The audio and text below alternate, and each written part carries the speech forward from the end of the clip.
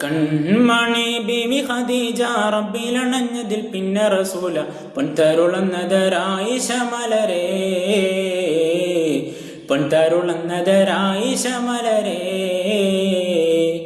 കൺമണി ബീവി ഖദീജ റബ്ബിലണഞ്ഞതിൽ പിന്നെ റസൂല പൊൻതരുളന്നതരായിഷ മലരേ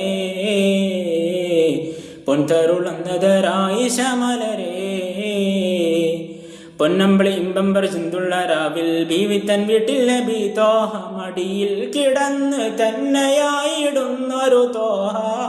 തിരുഹൃദയം റസൂലുറങ്ങിടുന്നൊരു ദാറ അവരാണ് ദീനിൻ കാതലായ ബീവി ആയിഷ കൺമണി ബീവി ഖദീജ റബ്ബിലണഞ്ഞതിൽ പിന്നെ റസൂല പൊൻതരുളന്നതരായിഷ മലരേ പൊൻതരുളന്നതരായിഷ മലരേ